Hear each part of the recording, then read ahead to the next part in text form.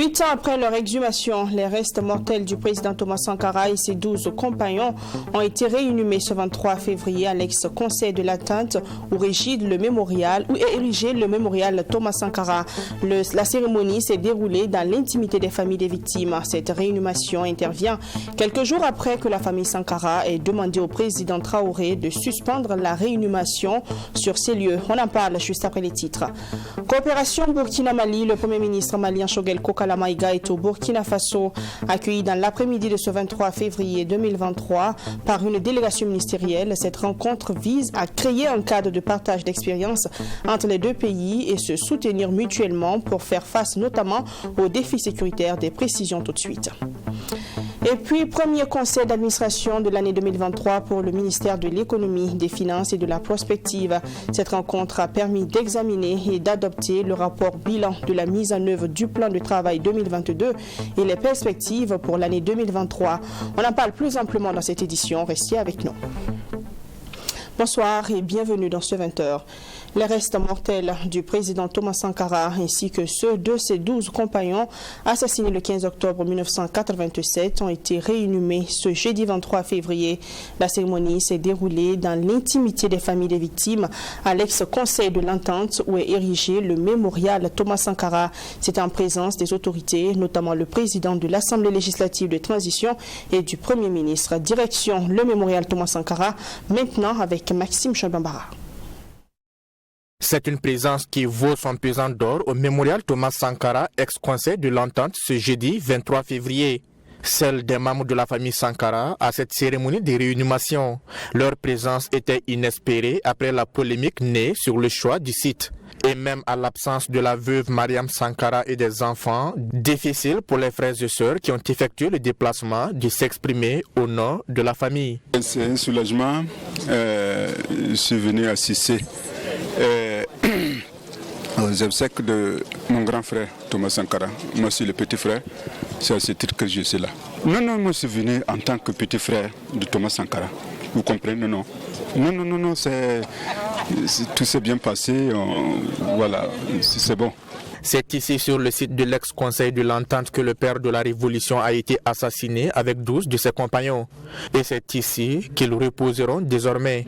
L'atmosphère est lourde pour les parents des victimes, même 36 ans après le déroulement des événements. Pour les anciens compagnons de lutte de Thomas Sankara, c'est un ouf de soulagement de pouvoir permettre aux différentes familles de faire leur deuil.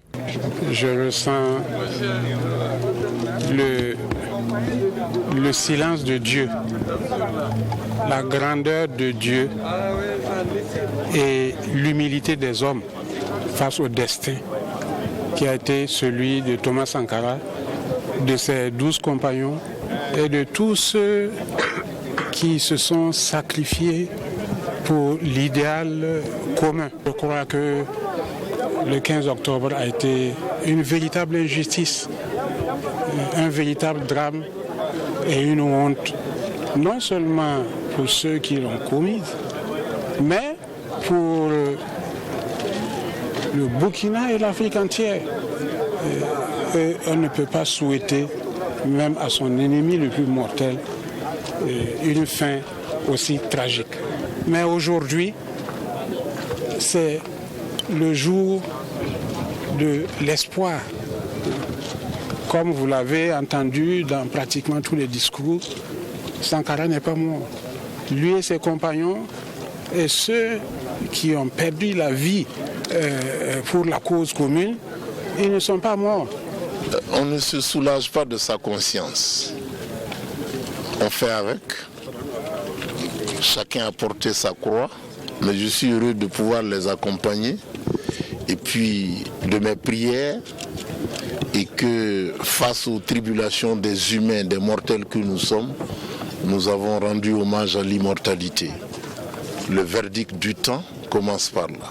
Demain après demain, toutes ces clameurs-là vont s'éteindre et l'histoire et le temps inscrira Thomas dans la postérité, l'homme qui a été droit, qui a fait du Burkina un pays d'honneur. Pour Maître Benouende Stanislas Sankara, avocat de la famille Sankara, cette cérémonie de réinhumation n'était que le pendant de la décision judiciaire rendue le 6 avril dernier. Pour les familles, il fallait d'abord la vérité, la justice avant de procéder à l'inhumation. Je pense que ce parcours-là est bouclé et nous rendons grâce à Dieu.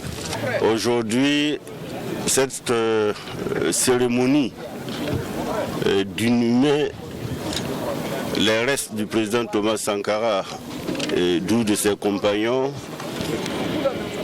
j'avoue que c'est une cérémonie qui, au-delà de la douleur, nous reconforte dans la grandeur de ce que l'homme a été, ce qu'il est et restera pour le peuple burkinabé, pour le peuple africain. Après l'arrivée des autorités, notamment le chef d'état-major général des armées, le président de l'Assemblée législative de transition et le premier ministre, la cérémonie s'est poursuivie dans l'intimité des parents des victimes, loin des objectifs des caméras et appareils photo. Une cérémonie ponctuée de discours et de prières des aumôniers catholiques, protestants et musulmans avant la réinhumation proprement dite. Dans le cadre du renforcement de la coopération entre le Burkina Faso et le Mali, le Premier ministre malien Choguel Kokala Maïga est au Burkina Faso. Il a été accueilli dans l'après-midi de ce 23 février 2023 par une délégation ministérielle avec à sa tête Maître Apollinaire Kielem de Tambela, Premier ministre de la transition burkinabé. L'objectif premier de cette visite est de créer un cadre de partage d'expériences entre les deux pays et se soutenir mutuellement face aux actions des groupes terroristes. Des précisions avec Fatima Tanikiema dans cet élément. L'avion du Premier ministre malien Choguel Kokala Maïga atterrit sur le tarmac de l'aéroport international de Ouagadougou.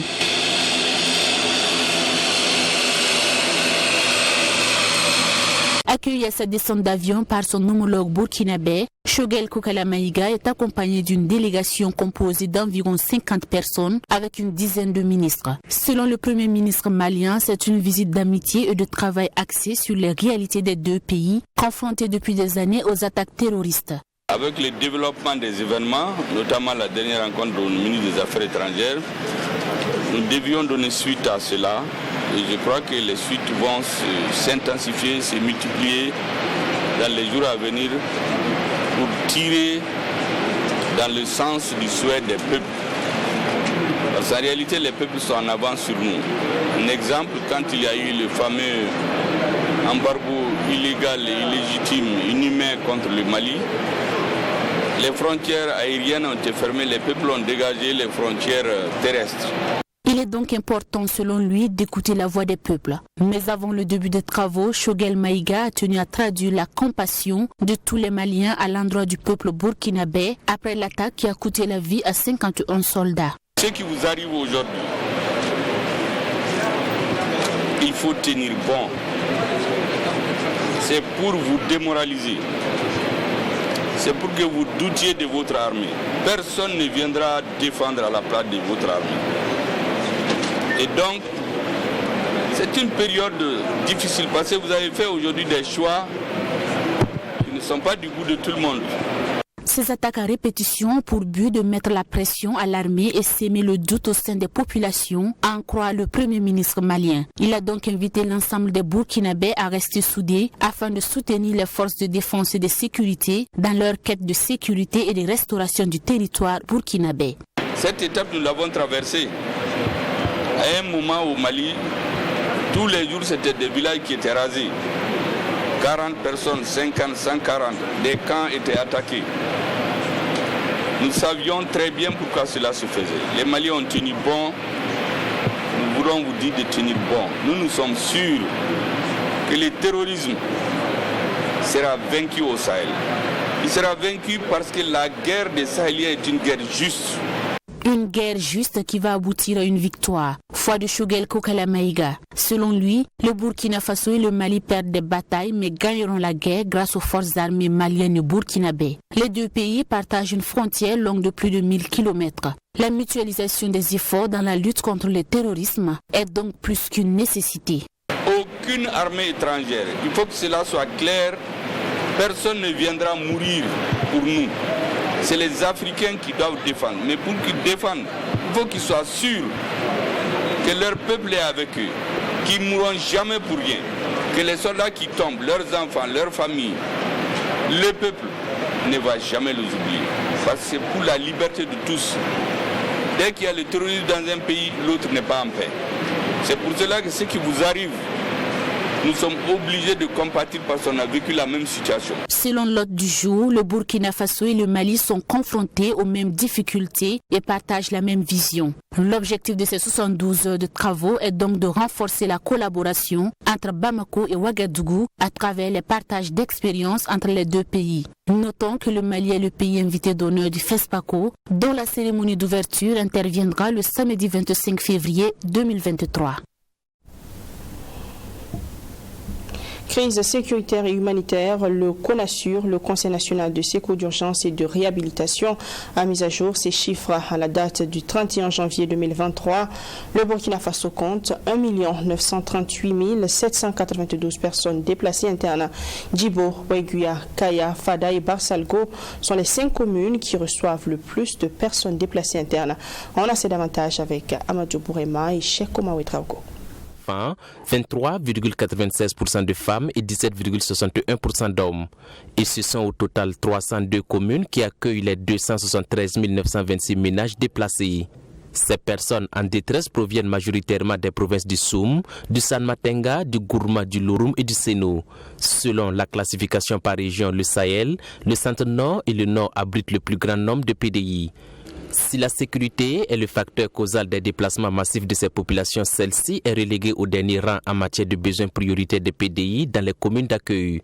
Ce qui urge pour elles sont les besoins alimentaires avec un taux d'expression de 84,85%. Les besoins en abri affichent un taux de 46,9%. L'argent liquide, les articles non alimentaires font également partie des besoins exprimés par ces derniers. Développement maintenant du troisième grand titre de ce 20h. Le ministère de l'Économie, des Finances et de la Prospective a tenu son premier conseil d'administration de l'année 2023. C'est sous le thème mise en place d'un fonds de soutien patriotique, rôle des acteurs du ministère de l'Économie, des Finances et de la Prospective que cette rencontre s'est tenue. L'objectif est d'examiner et d'adopter le rapport bilan de la mise en œuvre du plan de travail 2022 et les perspectives pour l'année 2023. On en sait plus avec Alexis Belemnaba. Le Fonds de soutien patriotique, c'est l'un des plans stratégiques 2023 décliné à ce premier conseil d'administration du ministère en charge de l'économie. Le gouvernement, à travers le département du Aboubakar Nakanabo, veut mobiliser des ressources pour faire face à la crise multidimensionnelle que vit le Burkina Faso. Un fonds qui devrait contribuer à la restauration de l'intégrité territoriale, pilier numéro 1 du plan d'action pour la stabilisation et le développement du gouvernement de la transition. Le fonds a pour objet la collecte de contributions financières en vue de soutenir et d'accompagner les efforts de défense et de sécurisation du territoire national. Il est donc constitué des contributions volontaires des personnes physiques et morales résidant au Burkina Faso, de la diaspora burkinabé, des partenaires techniques et financiers, des dons et legs, des affectations de ressources spécifiques et de toute autre ressource autorisée. À cet effet, notre département, dont l'une des missions principales est la mobilisation des ressources financières, occupe une place de choix dans ce mécanisme exceptionnel de mobilisation.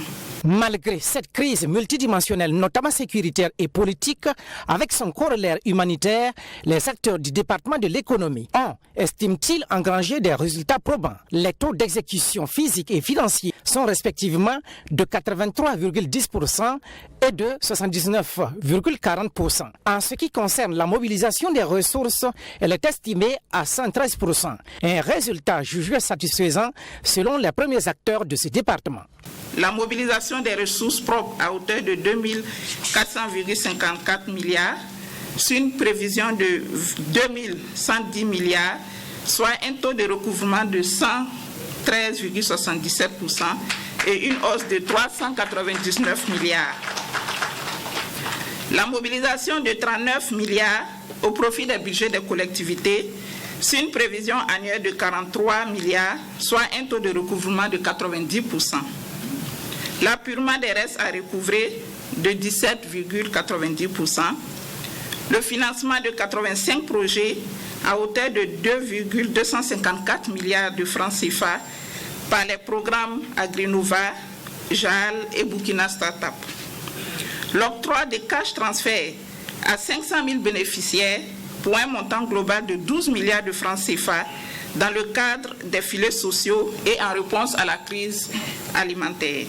Au titre des acquis, le département de l'économie note aussi l'audit de 462 marchés et le contrôle de 277 autres.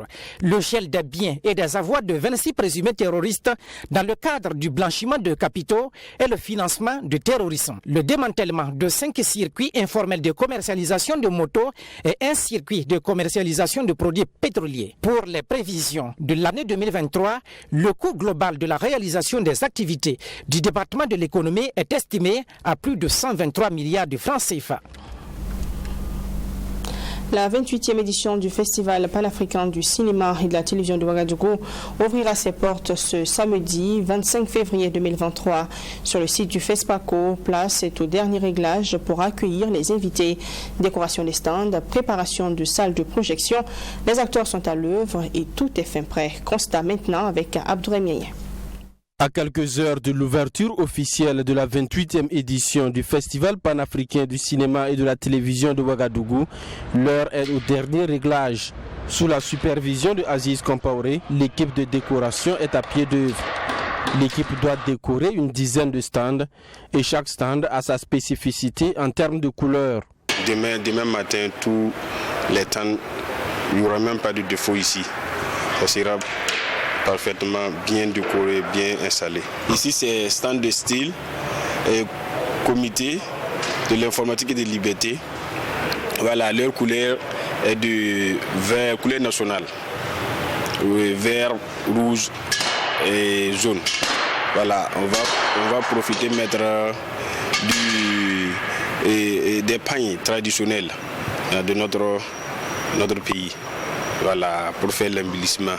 Mais les différents stands aussi ont leur couleur. Dans ce chapiteau dédié à la projection à la carte, Daouda Traoré, membre de la commission infrastructure, travaille avec son équipe pour l'installation des écrans de projection et rassure que tout sera fin prêt. C'est pour ça que vous voyez, on est en train de faire monter l'écran et après on va monter la sonorisation et puis maintenant être prêt pour faire des bonnes projections pendant l'édition. Actuellement, dans presque toutes les salles, on a déployé des équipes. Il y a le Ciné Burkina, Nerwaya, à la CBC, il y a les 2 salles de la mairie. Voilà, je crois qu'il y a d'autres même qui sont déjà prêts. Voilà, Nerwaya, Burkina, en tout cas, tout est déjà prêt. Les restaurateurs de leur côté sont pratiquement prêts pour accueillir les visiteurs. Rappelons que la 28e édition du FESPACO se tient autour du thème Cinéma d'Afrique et culture de la paix. La cérémonie d'ouverture est prévue ce 25 février 2023 au Palais des Sports de Ouaga 2000. 10 000 festivaliers sont attendus à cette biennale du cinéma africain. En compétition au FESPACO 2023 avec le film Madi et Saga dans la catégorie long métrage fiction Burkina Faso, Yacouba Napon, plus connu sous le nom MCZ, à travers ce film parle de la famille et dépeint également la souffrance des personnes atteintes par l'insuffisance rénale. Tourné avec des moyens limités, le réalisateur et producteur explique qu'il a eu du mal à finir le film. Confiant par contre de son travail, il espère remporter le premier prix dans sa catégorie. On va maintenant à sa rencontre avec Assami Tiamtoré. Yacouba Napon, plus connu sous le nom de MCZ, est un réalisateur-producteur de cinéma burkinabé depuis 2014. Il a à son actif 21 films déjà projetés et 2 autres en finition, en plus de quelques séries et courts-métrages. Il remporte 2 fois le prix Succès Cinéma. Le premier film, Adieu Belle-Mère, qui a été succès total, qui est sorti en réalité le 4 juillet 2016 au Nerwaya, où j'ai remporté le prix Succès Cinéma. On a fait plus de 20 000 entrées et on a eu un trophée de près de 20 millions à ce moment. Mon deuxième film aussi, Folie d'amour, m'a pris aussi le même prix et ainsi de suite. J'ai sorti entre autres Dragueur de Ouaga, et Amour sans retour, Raoko. Et le dernier qui est sorti, c'était L'ex de ma femme. En compétition au FESPACO 2023 avec le film Madi et Saga dans la catégorie long métrage fiction Burkina Faso, MCZ à travers ce film parle de la famille et dépeint également la souffrance des personnes atteintes par l'insuffisance rénale. Je connais chinois, Ça parle de la famille et surtout de cette maladie qui ravage, qui coûte très cher pour se faire soigner d'ailleurs, c'est l'insuffisance rénale, donc la dialyse. Et j'ai mis ça en avant, mais dans un scénario bien rythmé pour encadrer d'abord le cas de la famille, pour montrer l'importance de la famille. Quand on est malade, c'est là qu'on sent vraiment que quand tu es de la famille, tu es à l'aise un peu. Tourné avec des moyens limités, le réalisateur dit avoir rencontré des difficultés pour la finition du film. Si vous ai dit que tout l'argent est parti en Chine, oubliez-moi le papier là. Nous avons tourné ce film dans des conditions très difficiles parce qu'il n'y a pas de soutien, il n'y a pas de moyens. J'ai eu une petite subvention d'une chaîne de télévision française que je ne vais pas citer, voilà, qui m'avait donné au moins 15 000 €. Et avec l'agent de Succès Cinéma que j'avais eu aussi, avec mes entrées gauche à droite, personnellement, je l'ai produit, mais à un moment on était bloqué parce que l'acteur principal est décédé. Et donc il fallait tout reprendre à zéro. Et ça nous a vraiment coûté la quinine. Confiant avec son scénario, Yacouba Napon espère remporter le premier prix avec ce film en compétition. J'ai confiance à mon scénario parce que c'est un très bon scénario. Maintenant, les hommes, c'est autre chose. Et donc je prie Dieu que vraiment que ce film fasse un tabac et que ça plaise surtout et que le film voyage à travers le monde entier. C'est mon souhait le plus ardent et que Dieu fasse aussi que je gagne aussi des grands prix. Il apprécie positivement par ailleurs les œuvres burkinabais en compétition dans son ensemble. Pour lui, les talents d'or de Yéniga pourraient être remportés par un burkinabé. Le niveau est très élevé. Chaque fois on dit que non, le cinéma du Burkina, en fait non, on ne met pas en valeur les réalisations des Burkinabés. Donc on a l'impression que on fait rien. Pourtant non, j'ai vu les extraits, moi-même j'ai dit mais la compétition sera rude à ce FESPACO entre nous-mêmes Burkinabés. Donc c'est des œuvres de très belle facture et je pense que le public sera très satisfait et voir le niveau du cinéma burkinabé très haut comme ça, c'est une fierté carrément. Ambitieux, MCZ ne compte pas s'arrêter à si bon chemin. Il envisage dans les mois à venir continuer le tournage de ses films dont le scénario est déjà écrit. Mais avant, il donne rendez-vous aux cinéphiles le 1er mars à 20h30 à la grande salle de la mairie centrale pour voir le film Madi et Saga. Pour le paiement du carburant pour l'incinération. Sport, la phase 2 des 32e de finale de la Coupe du Faso s'est jouée ce mercredi 22 février 2023 au stade municipal Issoufou Joseph Konombo. Le Sporting de Koubri était face à Kozafa au stade René Monori. L'Uzo jouait contre le LSC et à Koubri sur le terrain Ténékourou. Cefeb était face à Asko. Assamitiam Touré nous apprend dans son reportage que vous verrez tout de suite que Cefeb a passé un savon à Asko de Koumbissiri. Regardez. C'est un match qui allait à sens unique même si la première période était un peu décousue. À 10 minutes de jeu seulement, Cefeb ouvre la marque grâce à Amini Kema. Après ce but matinal, plus rien ne sera fait jusqu'à ce tir lointain de Cefeb, mais bien suivi par le portier de Asko. C'est en seconde période que les Blancs prennent le contrôle du match. Raza Konombo entré en seconde période grâce à un service de Ashraf Zoromé, lui également entré à la même période, inscrit le deuxième but sur sa première touche de balle. Quelques instants plus tard, de passeur Ashraf devient buteur. Après avoir éliminé deux défenseurs, il plante le troisième but. Le coup de grâce, c'est sur ce coup franc exécuté par Seydou Ouedrago à 10 minutes de la fin de la rencontre. À 4-0, Cefeb lève le pied et le score reste inchangé. Un scénario qui était bien tracé selon l'entraîneur. Je suis satisfait parce que, comme j'ai l'habitude de dire toujours, la compétition c'est comme de l'argent. Rien ne peut le remplacer, si ce n'est pas elle-même. Donc, si vous voyez bien la première partie, c'est des éléments qui n'ont pas assez de temps de jeu, qui ont commencé le match. Donc ça c'est ça. Je ne suis pas étonné de leur performance, mais c'est ça aussi, ils vont gagner en compétition pour que l'équipe soit au même niveau. On joue sur les deux tableaux, sérieusement à fond. On va compétir pleinement, on est des compétiteurs et c'est normal, ça fait partie de l'objectif de la saison. Du côté de Asko, la fraîcheur physique a fait défaut, dira le coach, tout en se projetant sur la préparation des éliminatoires du championnat national de 3e division. Bon, vraiment, on a beaucoup manqué de fraîcheur. Voilà, donc, on a constaté qu'on n'avait pas trop de fond. Et c'est le fond qui nous a beaucoup manqué. Sinon, dans les 20 premières minutes, là, on s'était ressaisi. Mais malheureusement, le fond en a manqué. Voilà, donc il va falloir qu'on travaille davantage là-dessus pour pouvoir revenir un peu encore plus en forme. On doit se lancer pour les éliminatoires de la D3. Voilà, donc il n'y a pas de date d'abord pour le moment, mais ça serait très bientôt. Donc on va commencer à se préparer pour attendre les éliminatoires de la D3. En attendant de connaître son adversaire pour le compte des 16e de finale, CFEV joue ce week-end le Canon du Sud à l'occasion de la 16e journée du championnat national de Ligue 2. Et pour terminer ce soir, présidentiel au Nigeria, la diaspora privée de vote le 25 février prochain. Les Nigériens vivant hors du pays ne pourront pas exercer leur droit de vote. Un tribunal nigérien a rejeté une action en justice visant à autoriser le vote de la diaspora. Tout serait parti d'une plainte introduite par 2 Nigériens vivant en Grande-Bretagne qui demandaient à s'inscrire sur les listes électorales et ainsi pouvoir voter dans les ambassades et les consulats. Le verdict de la Cour a déçu plus d'un au sein de la diaspora qui apporterait une contribution financière non négligeable dans le développement économique de leur pays. Un tribunal nigérian a rejeté une action en justice visant à autoriser les Nigérians à voter en dehors du pays lors de l'élection présidentielle du 25 février. Tout est parti d'une plainte introduite par 2 Nigérians vivant en Grande-Bretagne qui demandaient à s'inscrire sur les listes électorales et ainsi pouvoir voter dans les ambassades et les consulats.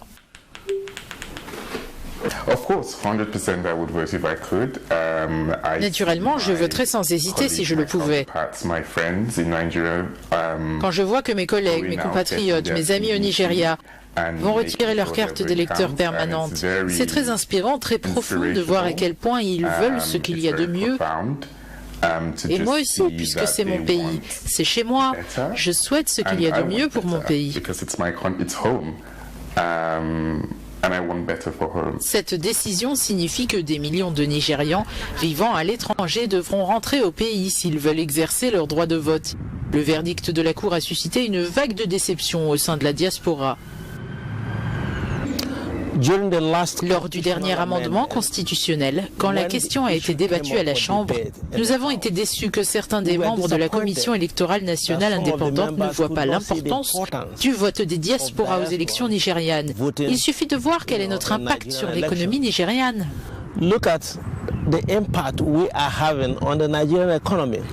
Si les électeurs de la diaspora pouvaient avoir le droit de vote, je pense qu'ils seraient davantage responsabilisés et investiraient leurs capitaux dans le pays.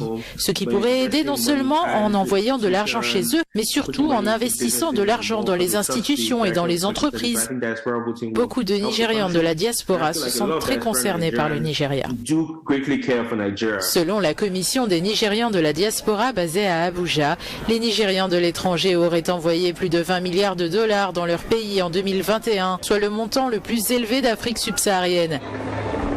Mais malgré leur contribution à la croissance économique du pays, la diaspora a du mal à obtenir l'autorisation de voter. Il y a un an, les parlementaires nigérians avaient rejeté un projet de loi qui visait à autoriser le vote de la diaspora depuis l'étranger. C'est la fin de ce 20h. Merci de l'avoir honoré. Rendez-vous demain à la même heure pour une nouvelle session d'information. D'ici là, restez avec nous. Les programmes continuent sur Twitch TV. Bonsoir.